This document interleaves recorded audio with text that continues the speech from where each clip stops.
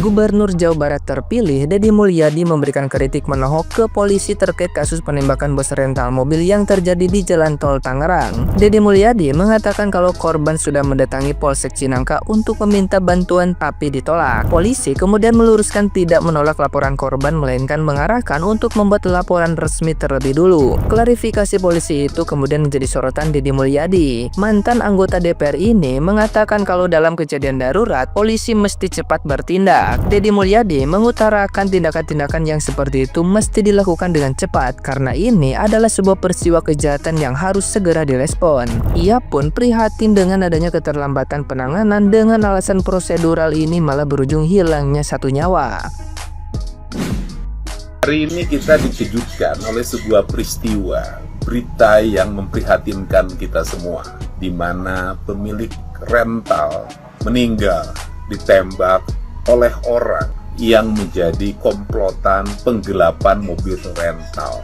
Dan sebelumnya mereka sudah meminta pendampingan di Polsek Cinangka, berdasarkan keterangannya ditolak. Dan kemudian ada klarifikasi, bukan ditolak. Seharusnya mereka membuat laporan terlebih dahulu. Ada hal yang menjadi harus perhatian kita semua, yaitu bahwa peristiwa tersebut adalah peristiwa dalam keadaan darurat, di mana orang yang menjadi komplotannya ada di lokasi tersebut dan membawa mobilnya. Kalau harus dibikin laporan dulu, maka mereka kabur. Untuk itu tindakan-tindakan yang seperti itu mesti dilakukan dengan cepat, karena ini adalah sebuah peristiwa kejahatan yang harus segera direspon. Kalau harus prosedurnya lapor terlebih dahulu, justru akan lebih fatal akibatnya, yang akhirnya seperti sekarang, satu nyawa merenggang karena keterlambatan penanganan. Nah, gimana nih menurut netizen yang terhormat? Silakan berkomentar ya. Kenapa sih sekarang tuh apa-apa harus viral dulu, baru diproses? Minta pendampingan, mau nyergap maling, disuruh bikin laporan dulu, bikin BAP dulu. Ya malingnya keburu kabur lah. Gue pernah pengalaman, hilang motor, bikin BAP, laporan ke polisi. Motor gue hilang jam 7:30 abis sholat isya. Kelar bikin BAP jam 3 subuh gue. Lo bayangin kalau misalnya posisi lo itu lagi mau nyergap maling, mau nangkep maling, minta pendampingan, disuruh bikin BAP, laporan polisi dulu, udah keburu kabur itu malingnya.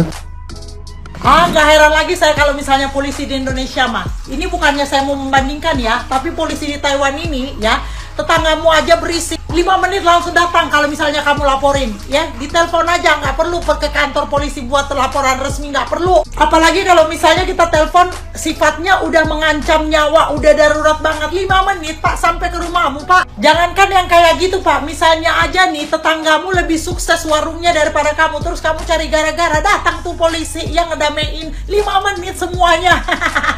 Kalau di Konoha nunggu metong dulu orang baru bertindak ya kan. Nanti setelah metong, setelah ada kejadian baru klarifikasi sono sini ya, konferensi pers gitu. Kalau misalnya polisi Indonesia, jangan marah. Ini fakta polisi Indonesia ya, polisi Indonesia ojo marah ya kalian ya. Kepolisian Indonesia harus berbenah diri dari atas sampai ke bawah ya, bukan bekerja untuk masyarakat tertentu doang, oke? Tapi seluruh Indonesia. Saya lebih mendukung pernyataan Pak Kapolsek ya, yang kalau lapor kepolisian itu harus lengkap. Jadi kalian kalau mau lapor ke polisi itu harus lengkap, harus punya surat pengantar RT RW, kelurahan, kecamatan, struk, listrik, jangan lupa bukti pembayaran PDAM, juga jangan lupa disiapkan fotokopi KTP, ijazah terakhir juga jangan lupa disiapkan biar lengkap. Dan juga saran saya kalau bisa sekalian aja di tiap-tiap polsek dikasih list daftar harga laporan kasus ya, berapa harganya sekalian biar masyarakat tahu. Sangat mirip sama pemberitaan di media sosial pagi ini, yaitu kepolisian dan masyarakat keluar lagi. Harus diviralkan dulu, harus ada korban dulu, baru pada gerak semua. Jujur ya, saya sudah trust isu sama yang namanya kepolisian. Tapi sama siapa lagi coba? Kalau ada apa-apa kita harus lapor ke dukun, ke paranormal, atau menyantet. Nih, Lihat nggak? Ini kalau nggak ada pemberitaan di media sosial kayak gini nih, nggak bakal ada yang namanya klarifikasi. Terus klarifikasi fungsinya buat apa? Membenarkan bahwasannya apa yang sudah dilakukan itu benar. Harus ada korban dulu yang meninggal. Dan korban itu nggak harus meninggal. Korban-korban yang lain juga pasti banyak. Saya yakin banyak banget masyarakat-masyarakat yang nggak mau lapor ke polisi karena sudah terasa isu kayak gini. Dan saya adalah salah satu masyarakat yang juga melakukan laporan kepada kepolisian yang sudah hampir 1 bulan lebih, tapi nggak ada jawabannya. Saya sampai kemana-mana, sampai saya bawa korban selanjutnya, baru sadar, oh ternyata ada korban lagi, dan harus ada korban lagi begitu kepolisian. Dan yang sangat miris adalah di saat kita warga Indonesia yang lapor pada tempat yang tepat, kita malah dituding macem-macem. Kita dituding bahwasannya masyarakat itu nggak bisa melindungi diri sendiri lah, nggak bisa menjadi diri sendiri lah, kok bisa lah, kok inilah. Hey, kalian kepolisian, itu adalah tugas kalian untuk bisa memberantas apapun bentuk kejahatan. Ayolah Indonesia, ayolah kepolisian, ayolah. Jangan sampai diviralkan dulu. Kita semua masyarakat Indonesia, saya yakin gak semua bisa viral seperti ini. Tapi tolong, semuanya lini di kepolisian. Jangan pakai acara dokumentasi dulu. Cari solusi yang tepat dulu. Saya dokter. Kalau ada pasien datang ke saya, nggak pernah akan saya tolak dan pasti saya akan solusi. Itu yang dibutuhkan mereka, solusi dan harapan. Bukan hanya tuding-tuding saja. Untuk polisi Indonesia, mau kalian buat pun keterangan untuk meluruskan, tidak bisa lagi.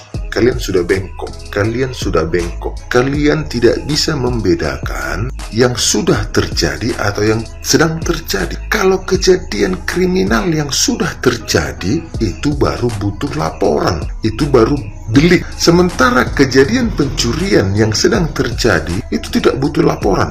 Paham ya? Pahami kalian ya? Kalau tindakan kriminal yang sedang terjadi tidak butuh laporan. Tahu nggak kalian itu? Jadi kalau ada di sana orang sedang bacok-bacokan atau sedang terjadi pembongkaran rumah, lalu warga, Pak, di sana ada kejadian pencuri. Lalu polisi mengatakan, oh buat laporan dulu supaya tidak melanggar hukum. Kalian sekolahnya gimana? Ada deliknya. Delik biasa itu pencurian, tidak perlu laporan. Apalagi yang sedang terjadi. Sedang terjadi ini butuh kesigapan, kecepatan. Kalau membuat laporan udah keburu hilang pelakunya. Paham nggak? Jadi kalian gak usah buat alasan-alasan ngeles. Intinya masyarakat melapor harus pakai uang. Kalau tidak pakai uang tidak akan ditanggapi. Itu aja simpel. Gak usah pakai 1000 alasan kalian. Gak usah pakai 1000 alasan. Di Amerika anak kecil saja menelepon ditanggapi. Itu di Amerika. Karena apa?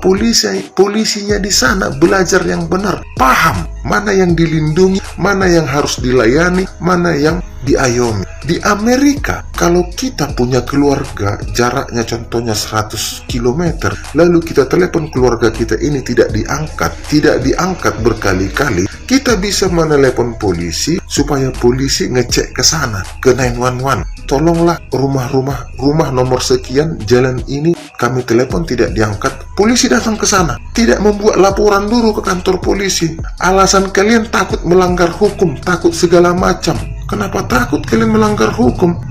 Giliran laporan masyarakat, kalian bilang takut melanggar hukum. Giliran kalian menjual barang bukti, membacking-backingi mafia, nggak takut kalian melanggar hukum. Alasan kalian nanti kalau korban tidak melapor, melanggar hukum, dianggap persekusi segala macam.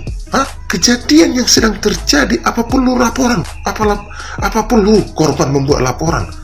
Jangan kalian buat alasan yang membuat masyarakat Indonesia ketawa. Di depan mata sedang terjadi pencurian mobil, lalu korbannya meminta tolong ke polisi, lalu polisinya mengatakan buat dulu laporan. Benar atau tidak? Loh, yang membuktikan benar atau tidak ya polisi, bukan korban. Korban hanya mengadukan. Kalau terbukti benar, maka kerja kalian beres. Kalau terbukti korban mengatakan hoax, maka korban kalian tangkap yang pura-pura jadi korban. Gimana ya? Yang perlu kita ulangnya pendidikan polisi semuanya. Kenapa setelah ada korban baru kalian bertindak? Kenapa setelah ada masyarakat meninggal baru kalian bertindak? Apanya fungsi kalian melindungi?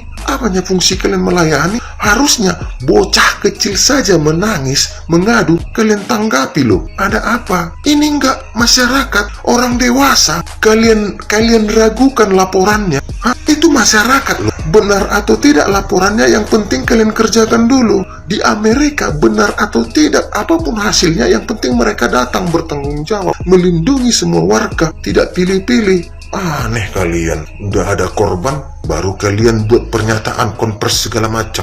Ngapain kalian udah ada korban baru kalian menangkap pelakunya? Dan pelakunya katanya itu anggota TNI ya, sudah tertangkap.